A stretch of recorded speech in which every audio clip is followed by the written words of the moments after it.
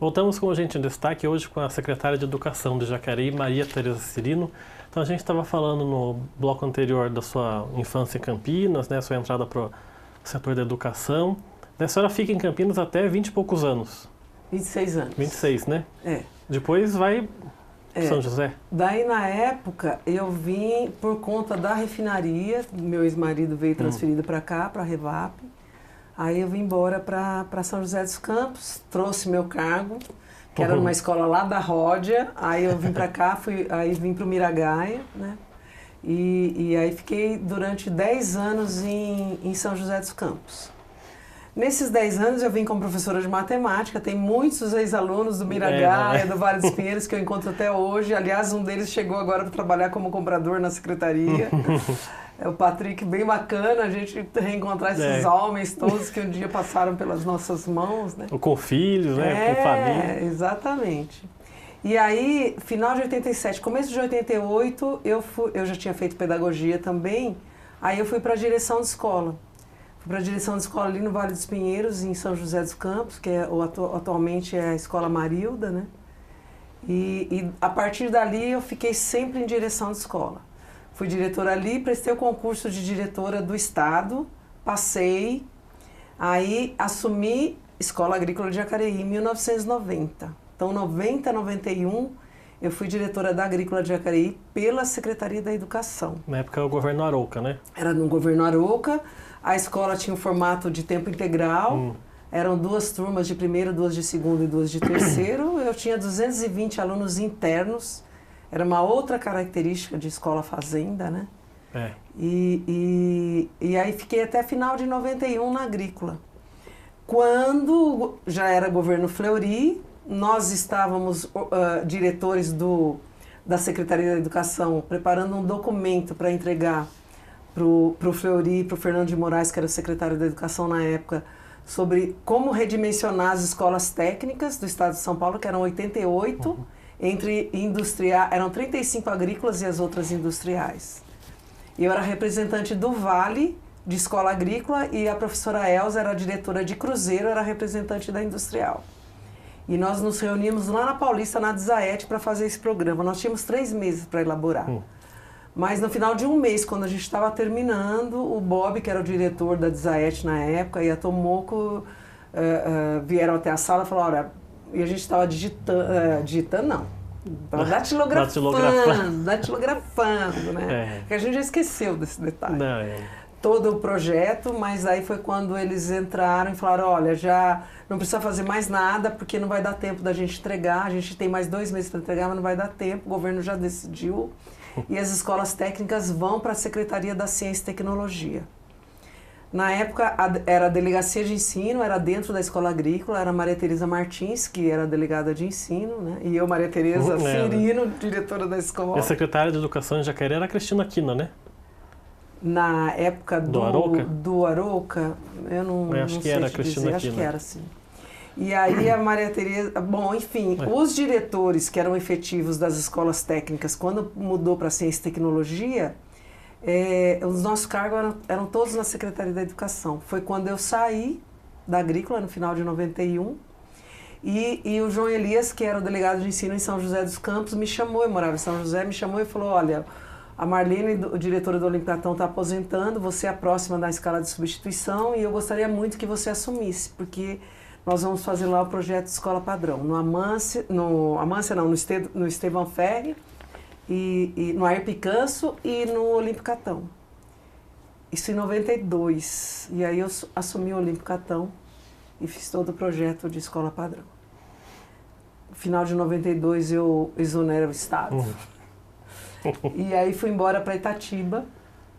Lá em Itatiba eu assumi 25% de uma escola particular e fiquei 11 anos lá fazendo uma escola toda por projetos, né?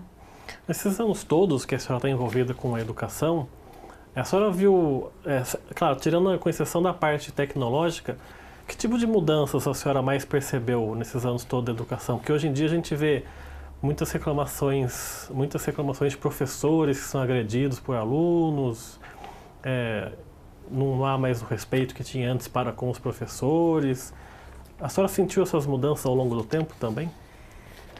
Na verdade, assim, eu sou muito otimista com relação à educação, sabe? Enquanto as pessoas olham para esse lado, que, na verdade, a educação era mais autoritária naquele tempo que eu estudei, então ninguém abria a boca. E outra coisa, a escola era para poucos. Com a Constituição de 88, o primeiro direito na Constituição, o primeiro dos direitos todos que se tem a partir da Constituição, é a educação. Então, é a universalização da educação, né? Com isso, é lógico, as escolas expandiram. E aí, como lida com todos esses alunos que chegam dos diversos lugares, das diversas famílias? Então, na verdade, a própria educação por si só tem que estar preparada para universalizar, para receber.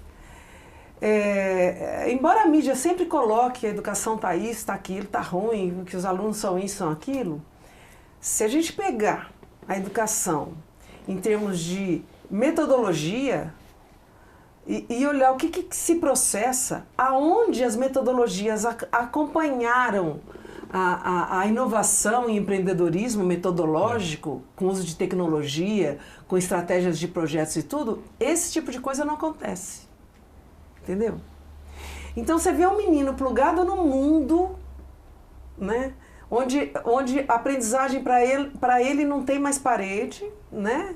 Com o advento da internet, com o advento dos celulares, com o advento de tudo, quer dizer, ele pode ser um autodidata. Quantos são autodidatas, né? E se ele chegar num lugar onde metodologicamente ainda se usa lousa e o giz, que é que ele fique quieto, não abra a boca e copia da lousa, é óbvio que isso não tem interesse nenhum por parte dos estudantes. Então, existe sim um descompasso daquilo que se propõe em termos de escola. Ainda, esse período de transição não terminou. Aquilo que se propõe em termos de aprendizagem, de metodologia, com aquilo que tem que ser com o mundo que está extremamente dinâmico. Para você ter uma ideia, né? E aí eu acompanhei muito isso, porque quando eu entrei na Unicamp, e eu entrei em 75, faz muito tempo já isso, mais de 40 anos, não existia calculadora no país. Eu usava régua de cálculo nas minhas aulas de laboratório de física. No segundo semestre, chegou a primeira calculadora de SMAC com 8 pilhas, 4 operações. E era o maior sucesso. Eu tinha uma calculadora dessa e era o maior sucesso. Sabe, 8 pilhas para fazer funcionar um tijolo, né? Aí, olha com relação a isso, o que foi? Eu tive meu primeiro computador Apple, com tela verde, sabe? Em 84. E você vai vendo na sequência tudo o que aconteceu. Agora, não dá para ficar metodologicamente com a mesma coisa. Eu, depois que fiquei na rede privada, aos 11 anos, eu saí...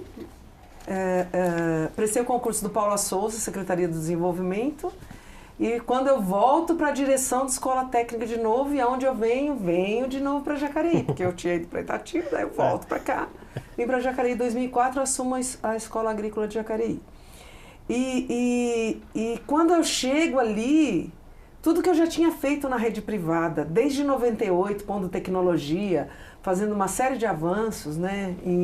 Em 2001 a gente ganhou o NetDays Brasil, eu fui para a Bélgica representar o Brasil no NetDays Internacional com projetos educacionais via internet, em 2001. Né? Quando eu chego na Agrícola em 2004, a internet lá existia na secretaria com linha de escada. A gente tinha lá 12 computadores, mas que não estavam nem em rede, e era escola profissionalizante. Então, começa a tirar do Jurassic Park e lidar com metodologia. Então, assim, todos nós temos que caminhar. Independente da nossa idade, do tempo que a gente tem de escola, metodologicamente, em termos de educação, nós temos que caminhar plugado no mundo que está aí hoje. Porque esse menino que está chegando, eu vejo pelos meus netos, eles já chegam digitais. Nem passa pela cabeça deles que um dia não existiu o telefone, não existiu o celular, era um telefone discado, sabe? E você vê a mudança essas mudanças foram acontecendo ao longo dos últimos 40 anos, 30 anos, mas você vê, por exemplo, 3 anos para cá, quanto já mudou de celular, de internet, 3 anos, um ano. A velocidade da informação, e ela é muito rápida, e a velocidade, a educação a nível de mundo não acompanha para e passo os avanços tecnológicos. Você monta um laboratório, 6 meses depois já tem uma coisa muito mais avançada, aqueles softwares já estão obsoletos, aquele material, sabe, já está obsoleto. Então, é assim, as relações mentais, né, e a base para desenvolver as competências, né? E agora nós estamos, saiu publicada a Base Nacional Curricular Comum. Graças a Deus. É um decreto, é uma lei norteadora das competências que têm que ser desenvolvidas. Para aquele menino que passa pela escola, tem competência de escolher, de criticidade, de ler, de tomar uma decisão. Tá? Os conteúdos é através dos quais a gente desenvolve as competências. A gente já faz muito isso na educação profissional e isso está vindo agora para a educação básica. Então, é esse olhar com relação a isso. Agora, eu entendo que para os professores, e para mim também nunca foi muito fácil, quer dizer, fácil assim, eu sempre fui atrás de tudo isso, mas as pessoas têm que estar se atualizando o tempo todo para dar conta desse mundão maravilhoso que tem aí. O jeito de dar aula hoje, século XXI, mudou assim, radicalmente por conta da tecnologia, mas ainda existe o quadro negro com lousa, com giz. Existe, mas você pode, a partir das situações problema, eles trabalhando em grupo, eles levantarem hipóteses, buscarem todos os conhecimentos, todo o fundamento de conhecimento para solucionar aquilo, e através do projeto você trabalha, na verdade, toda a base tecnológica que você precisa em termos de conhecimento para aquilo. Agora, é uma questão simples? Não, não é simples. Eu tive essa escola particular em Itatiba, o Colégio Integrando, eu fiquei lá 11 anos e foi uma escola, um colégio inteirinho, desde os pititicos até o ensino médio técnico, por projetos. Uma escola construtivista.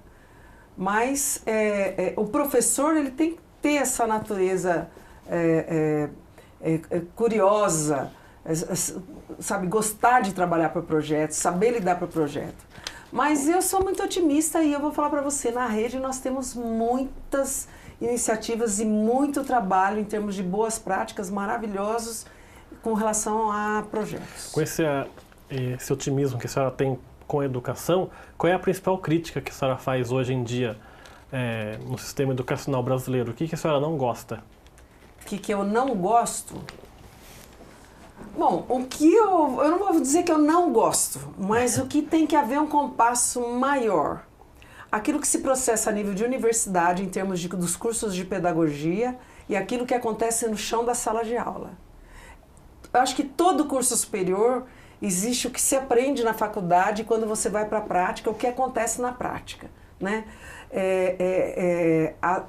Os próprios currículos das universidades, eles têm que estar atentos para essas coisas, para não continuar com aquele currículo mais conservador, e aí a pessoa sai com o título lá, com o diploma, e aí quando ele vai para a sala de aula, ele encontra uma realidade que... Em que matéria que eu aprendi isso? Como que eu vou fazer isso? Que jeito que eu vou fazer? Você entendeu? Então, essa relação universidade e o chão da sala de aula, tem que haver um estreitamento maior. O currículo sai agora no final do ano, em forma de decreto, a Base Nacional Curricular Comum, maravilhoso, mas se a nível de universidade os estudos de pedagogia não esmiuçarem essa base, não trabalharem com as práticas de trabalho com a base, com relação a isso, a gente vai ficar sempre nesse descompasso. E eu vejo esse descompasso. Eu sou fruto da Unicamp e tive excelentes professores, principalmente na área da licenciatura, né? O Biratã D'Ambrosio, o Sérgio Lorenzato, o Johnny, o patrocínio. Eu tive pessoas maravilhosas. Mesmo assim, Paulo Freire, né? Eu tive Paulo Freire na minha vida, sabe? Mesmo assim, quando você vai... Eu fui para a sala de aula e encontrei com aqueles meninos lá. Se a gente não fosse plugado em buscar ideias e procurar implantar algumas coisas e tal, ainda mais em matemática, você não desenvolve. Para você não desenvolve. a gente encerrar então o bloco, por conta dessas opiniões que a senhora fala para a gente, a senhora, naquela reforma educacional que o Temer fez, de reorganizar as disciplinas para os alunos, a senhora foi a favor? Então, tem uma série de estudos de base para reformular isso. E tem, na verdade, a gente tem influências de outros países, de outras pedagogias híbridas que vêm para o Brasil e aí quer encaixar na caixa do brasileiro. Tá, você pode conhecer tudo lá, mas não pode esquecer o contexto que nós temos aqui. Ter uma base de componentes curriculares e outras diversificadas que o aluno escolhe é lindo, maravilhoso, desde que essa parte diversificada, as escolas como um todo tenham condições de fazer isso. E tem um período para se fazer isso.